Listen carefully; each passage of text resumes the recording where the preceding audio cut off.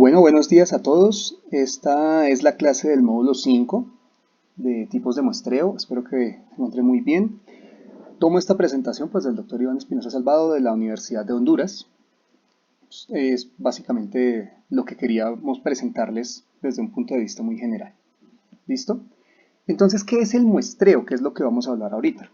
Ustedes, dentro de sus proyectos de investigación, dentro del trabajo que pueden realizar en metodología de la investigación, se van a encontrar con muchísimos casos en los que tienen que elegir yo qué voy a medir. Es decir, tengo una población gigantesca de datos. Obviamente, si yo quisiera hacer lo más estricto posible sería, pues mida exactamente todas las unidades de análisis, pero eso no es posible en la realidad. Piensen en una encuesta cuando quieren preguntarle a las personas quién va a ser el presidente de Colombia. Aptos para votar en Colombia hay alrededor de 15, tal vez 15 a 20 millones de personas con aptitud para votar, es decir, mayores de 18 años. Entonces, si yo quisiera ser muy preciso con la encuesta, ¿qué tendría que hacer? Pues preguntarle a esas 15 a 20 millones de personas. Eso desde el punto de vista logístico, económico, es imposible. Entonces, ¿qué hacen las encuestas? De esos 15 o 20 millones de personas, tratan de escoger una muestra, es decir, un grupo de unidades de análisis que representen a toda la población en general. Eso es el muestreo, es tratar de encontrar un grupo de muestras dentro de toda la población que me permitan, de cierta manera, representar lo que podría pasar en la población, ya que yo no la puedo medir toda. Eso es el muestreo. ¿Listo? Entonces, ¿qué es la población? Que es de donde yo tomo la muestra. Es cualquier grupo de personas, unidad de análisis, fuentes, lo que sea. Es el grupo de unidades de análisis en general de todo el universo a lo que yo puedo, a lo que yo quisiera analizar. Esa es mi población de estudio. ¿Mm? Que yo voy a producir un alimento, entonces mi población de estudio será pues los alimentos que voy a trabajar.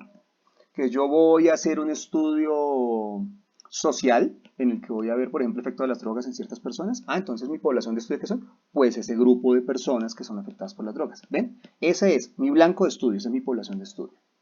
Ahora, hay un enfoque de ese estudio. Ese estudio puede ser a nivel internacional, por ejemplo, nacional, regional, local. Pues eso ustedes lo ven ahí como estados, ¿no? Internacional sería lo más grande, nacional solo el país, regional, por ejemplo, con Dinamarca, y local, hablemos de la localidad de Suba. Esa es como la idea, uno puede hacer un enfoque de estudio dependiendo de qué nivel quiere. ¿Mm? Entre más grande sea el enfoque de estudio, pues más grande tiene que ser la muestra. ¿Sí? Tiene que ser muy representativa. ¿Qué quiere decir eso? Que yo escoja, que cada una de las unidades de análisis que están dentro de mi muestra, ese grupito que yo voy a solo preguntarle, yo esté seguro que eso va a representar de la mejor manera posible a toda la localidad, a todo el grupo que quisiera estudiar. Que yo quiero preguntar, ¿cómo es la actitud de los estudiantes de la localidad de Suba frente a la situación actual del COVID? Bueno, listo. Pero ¿cuántos estudiantes hay en Suba? 15.000 tal vez, 10.000 podría decirse, 10.000, 15.000 personas. ¿Les puedes preguntar a 10.000 o 15.000? Lo dudo mucho. Entonces voy a escoger una muestra representativa, voy a escoger un estudiante de cada grado y digamos eso en diferentes colegios por lo menos que hayan en alrededor de 2 kilómetros para no repetir tanto en alrededor de colegios. ¿Ven? Eso es muestrear. Eso es muestrear. ¿Listo? Si uno quisiera de verdad, esto es la parte de los 50 casos que está ahí descrita, está más relacionada con el hecho de estudios médicos. Entonces, por ahora no se preocupen. Eso simplemente lo que quiere decir es que cuando yo quiera hacer un estudio médico, mínimo tienen que haber 50 casos para poder cruzar, para poder estar seguro. Eso es en médicos. ¿Qué tipos de muestreos hay? Hay dos tipos grandes. El primero se llama muestreo probabilístico. Probabilístico es aquel en el cual yo utilizo de verdad fórmulas, o sea, lo hago digamos de manera consciente tratando de representar todo, pero de una manera muy matemática, ¿sí? Muy organizada. Mientras que el no probabilístico es algo así como, bueno, yo no tengo la opción de hacerlo matemáticamente, entonces lo voy a hacer aunque sea de tal manera que de cierta manera me dé lo mejor. Entonces, el probabilístico está aleatorio simple, que es el más famoso, estratificado, sistemático o por conglomerados. Y el no probabilístico tenemos por conveniencia o por cuotas. Cuando uno habla entonces de probabilístico, ¿a qué se requiere? Pues obviamente estamos hablando de algo que todas tienen la misma probabilidad, todas las muestras que yo voy a tomar tienen la misma probabilidad de ser seleccionadas. Eso es probabilístico. Que cuando yo hago una encuesta, esa es la idea de hecho las encuestas que hacen a nivel nacional, ¿sí? Tratando de ver quién va a ser el nuevo presidente o qué opina usted de Duque, esas encuestas lo que hacen es tratar de hacer, pues, según ellos, hacen un nuestro probabilístico en el cual todas las personas, todos los colombianos tenemos la misma posibilidad de que nos llamen a responder. Quién sabe si será eso cierto, pero esa es la idea de un muestreo probabilístico. Todos tendremos la misma probabilidad. Si eso es cierto, una vez en la vida, aunque sea, a ustedes lo deberían llamar para preguntarle qué opina. De hecho, a mí me han llamado de quién podría ser el nuevo presidente y qué opinaba de eso. Son casualidades. O sea, es decir, todos tenemos la misma probabilidad.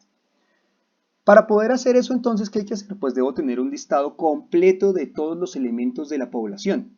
Eso es un marco de muestreo. O sea, pues si yo quiero seleccionar, si de los 15 millones de colombianos yo quiero darles a todos la misma oportunidad de ser seleccionados, pues tengo que tener el nombre de todos los 15 millones para poder coger, digamos, de todos de una bolsita.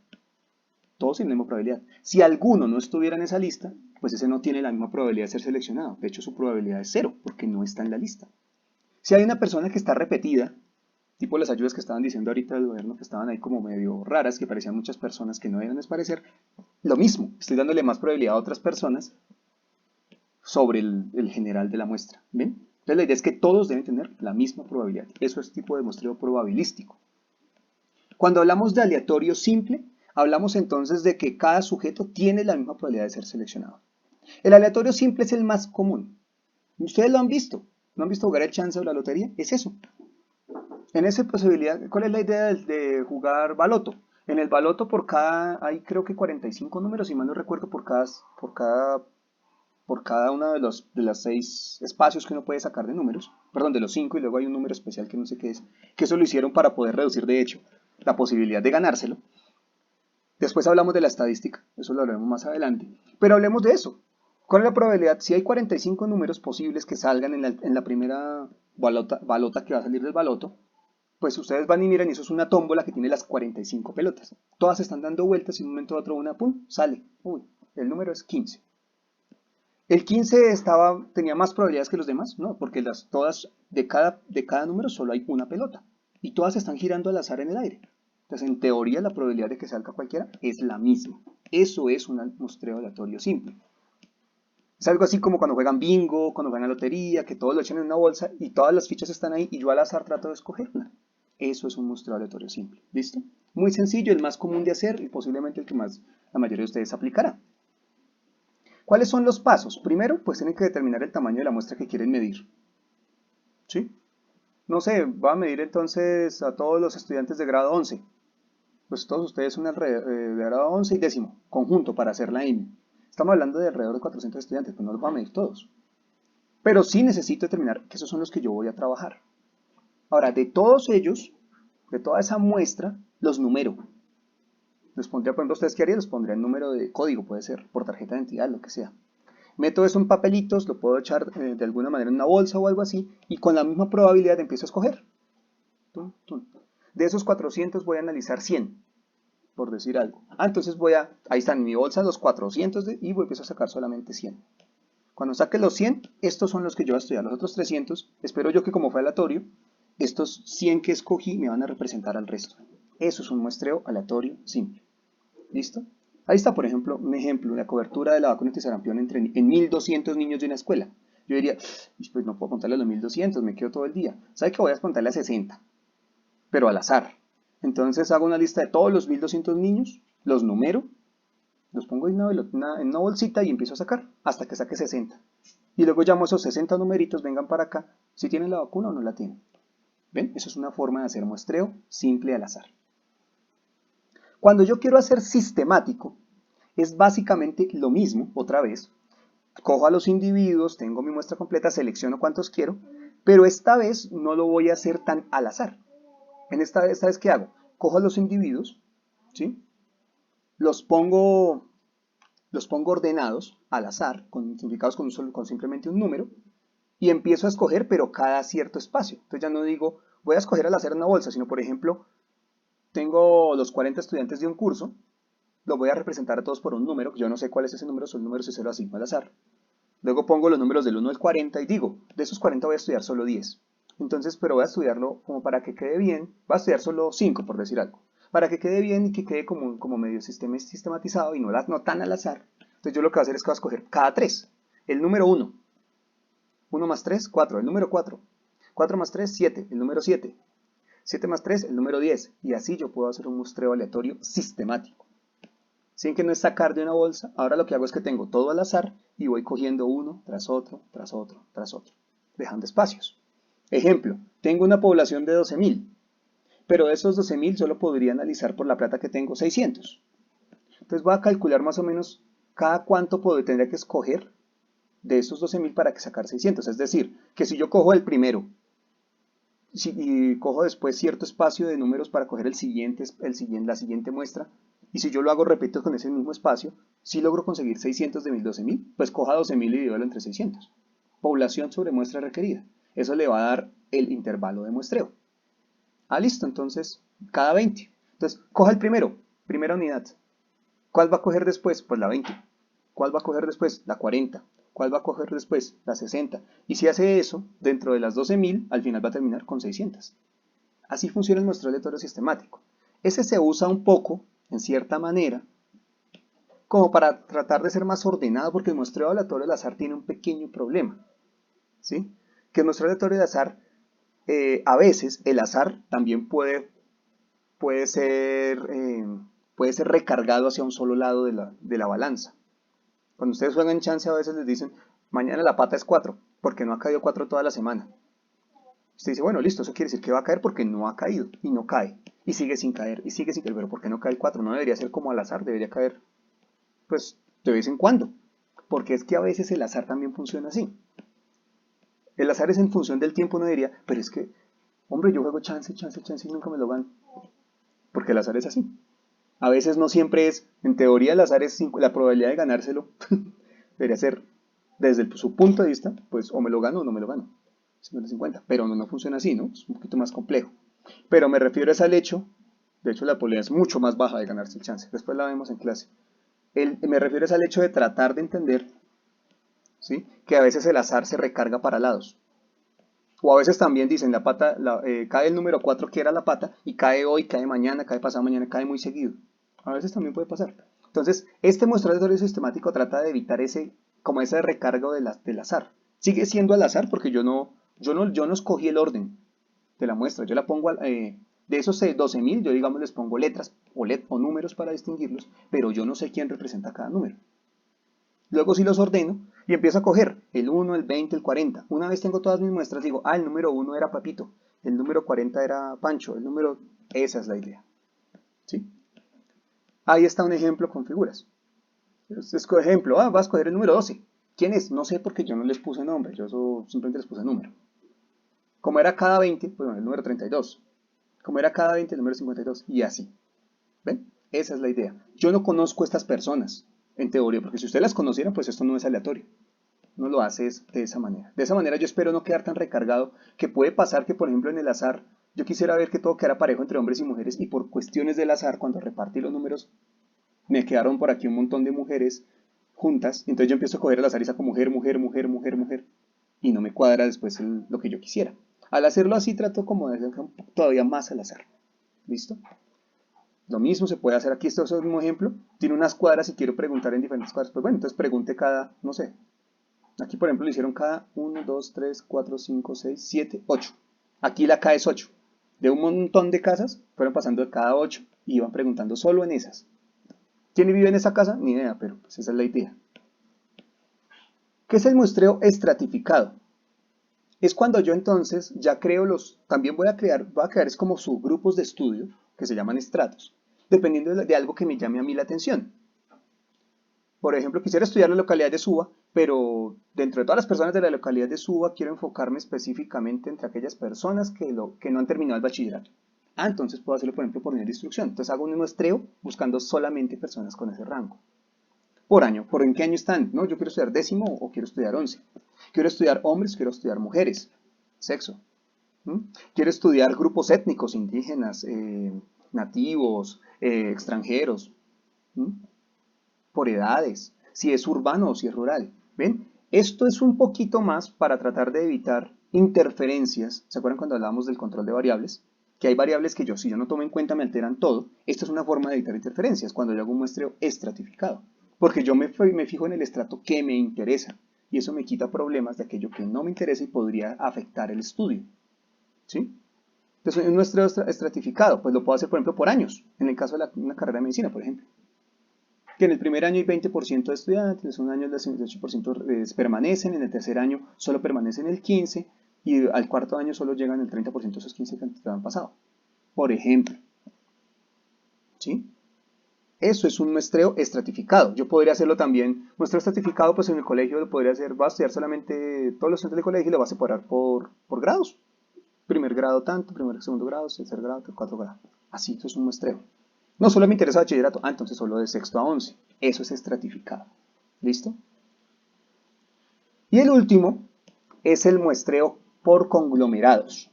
Este es un muestreo muy común, ¿sí? Cuando uno tiene que estudiar ya comunidades muy grandes. Cuando las comunidades son muy grandes y comparten ciertos factores que a mí me interesan, pues entonces yo hago una unidad geográfica. Un pueblo, digamos Colombia. La DIAN trata de estudiar por pueblos y de hecho entrega los resultados por pueblos. ¿Mm? Cuando salen los casos del COVID que han visto ahorita, de hecho eso es un muestreo conglomerado. Si ustedes se dan cuenta, a ustedes le muestran por regiones geográficas. ¿Mm? Y cada región geográfica después hace muestreos más definidos. Pero eso es un muestreo por conglomerados. ¿Por qué en Kennedy hay una región que sí está en cuarentena obligatoria total mientras el resto de la ciudad ya se abrió un poco más? Porque hicieron un conglomerado en el que se dieron cuenta que esa pequeña región, ese distrito donde están esos puntos, hay cierta acumulación de casos. Eso es un conglomerado, ¿ven? En las universidades, de hecho, hay conglomerados especiales, las facultades. Entonces, eso es un tipo de muestreo que también ustedes podrían usar. Pues de momento lo veremos en algún momento. ¿Listo? El muestreo por conglomerado pues tiene cierto pequeño detalle, pues que si uno hace una cosa por geografía, pues ¿será que toda la gente de Kennedy es igual? Pues no. Este muestreo es útil cuando, ¿qué? Pues cuando yo tengo que mirar cosas ya, hay una limitante financiera que no puedo estudiar a toda la ciudad, a toda la gente, entonces ¿qué hago? Pues repartámosla por grupos porque no hay de otra. ¿Sí? Ese es el problema. La ventaja, esa es la gran limitante, la gran ventaja que tiene es pues que al yo hacer eso de esa manera por departamentos, pues reduzco costos. ¿Mm? Claro, me es más barato analizar los departamentos de Colombia que ciudad por ciudad, por ejemplo. Me saldría más caro. Muestro por conglomerado, pero digo, es en general para cuando tengo unidades demasiado grandes. Esto a nivel social se usa bastante. Pero pues desde el punto de vista analítico y lo que vamos a hacer aquí ahorita, no, pero pues para que lo conozcan. ¿Listo? Entonces, ¿cómo armamos un muestreo por conglomerados? Pues tenemos que definir la unidad de análisis otra vez, a quién nos interesa analizar, si es una persona o si es una familia o si es un grupo social, y luego empezamos a armar a partir de eso los conglomerados. ¿Sí? Y de esos conglomerados tenemos nuestros racimos de grupos, tenemos a los sujetos que vamos a estudiar. ¿Mm?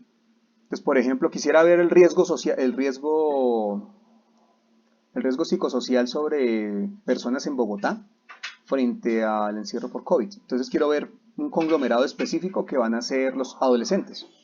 Pero es que yo tengo adolescentes en Suba, tengo adolescentes en Kennedy, tengo adolescentes en Usaquén, en todo lado. Entonces, hagamos conglomerados por localidad, por decir algo. Listo, ahí están mis localidades. Entonces, de Suba, tengo el listado de todos los niños de Suba, entonces voy a llamar, no sé, a estos 100. Y ese ser mi conglomerado de Suba. De Usaquén, de Kennedy, de Bosa, y así es que yo armo un conglomerado. Y un muestreo por racimos, perdón. ¿Listo? Aquí lo pueden ver en cierta manera. Digamos que esta es la ciudad y la parto en localidades, por decir algo. Ahí está partida en localidades y cada una de estas es mi racimo. Y dentro de cada racimo conglomerado yo empiezo a decir, bueno, voy a coger a este, a este, a este, al azar. Eso sí lo hago al azar. ¿Ven? El muestreo no probabilístico es el problema de cuando no estoy seguro que tengo todas las muestras. Como no tengo todas las muestras, pues no puedo asegurar que todas van a tener la misma probabilidad de ser seleccionadas. De hecho, esto sucede bastante. Pues en esos casos, ¿qué hago? Trato de crear, aunque no sea un muestreo tan confiable, hago muestreos tratando de llegar a la aleatoriedad. Entonces les decía, está la conveniencia y por cuotas. ¿Qué es el muestreo por conveniencia? Pues el muestreo por conveniencia es cuando, por ejemplo, yo estoy en un hospital y quisiera estudiar a todos los pacientes con cáncer. ¿Será que todos están en el hospital en un mismo momento? Hay personas que solo van por quimioterapia, por ejemplo. Hay personas que están en UCI, yo no puedo ir hasta allá porque están aisladas. Entonces, pues, yo no puedo asegurar que los puedo coger a todos. Entonces, ¿qué hago? Pues un muestreo por conveniencia. Hombre, pues lo único que puedo hacer es, yo como soy amigo del doctor que reciba a la gente para empezar a hacer diagnóstico, pues, hombre, los que le lleguen a él. Y sobre esos trabajo. ¿Y por qué trabajo con esos? Pues porque me tocó. El problema de hacer un muestreo por conveniencia es que pues a veces la muestra puede ser poco representativa. Hay que ser muy específico cuando uno presenta los resultados. Los resultados solo se adaptan a las personas que van a consulta en tales días. Ah, que es que el de U se comportó diferente en su estudio, ¿no? Pues que yo no lo estudié a él, ahí sí ni modo, porque pues no pude hacerlo, por cuestión de conveniencia. ¿Listo? Gran problema este, estos tipos de muestreos solo se deben usar cuando uno no puede aplicar un probabilístico, ¿ok? No es que uno empiece por decir, entonces yo hago todo por conveniencia, no. Este se usa cuando yo no puedo usar los otros, lo mismo que el de cuotas. Por cuotas, ¿sí? Por cuotas es simplemente tratar de hacer como que, bueno, me toca entrevistar 5.000 personas. 5.000 personas para saber qué opinan de Claudia, de cómo Claudia ha manejado Bogotá. Pero pues, hombre, yo soy yo solo y dos amigos. Entonces, ¿sabe qué? Vamos a pararnos en el portal de Suba, yo me paro en el portal norte y usted vaya para el portal 80, que hay pasa harta gente. Y estudiamos a la gente. Uy, ¿cuántos papeles tenemos? Yo tengo como para entrevistar 5.000 entre todos. Listo, pues hagámosle. Entonces, empezamos a hacer entrevistas hasta completar 5.000. ¿A quiénes? Al que iba pasando. Eso es un muestreo por cuotas. Cuando yo tengo cierto límite para hacer mi muestra, entonces simplemente, pues bueno, lleno mi muestra hasta que alcance los 5.000. ¿Representa a toda Bogotá? De hecho, poco probable, porque usted solo le preguntó en Suba, en Portal Norte y en la 80, y el resto de la ciudad, ¿qué? El sur, Usme, toda esa vaina que... Eso es el problema del muestreo por cuotas. De la misma manera, no tiende a no ser tan representativo. ¿Cuándo se usa? Pues cuando hay limitación en cuanto a capacidades. Pero si se puede hacer un muestreo probabilístico en lugar de mucho mejor. Y el otro, que es básicamente el mismo típico anterior, solamente que es una forma especial, es el mismo de cuotas, que es el muestreo por bola de nieve o accidental, es cuando yo digo, bueno, este es el que hacen los periodistas cuando ustedes ven por la mañana cualquier noticiero. Vamos a preguntarle a la gente la opinión de qué opina de que se le acabó la cuarentena. Entonces van mirando para atrás, uy, pasó tome. Es oportunista. Se aprovecha quién está por ahí para hacerle la pregunta. Va pasando otro, pregúntamele a otro. Pum, pum. Le pregunta a tres pelagatos, dicen, ¿estamos de acuerdo? Listo, Bogotá está de acuerdo.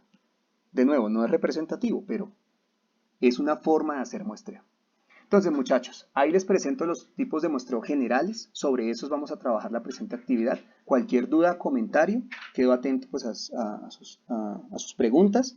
Si quieren, podemos hacer también un Google Meet en el transcurso de la semana para que puedan aclarar cualquier cosa de estas. ¿Listo? Cuídense mucho y Dios los bendiga. Hasta luego.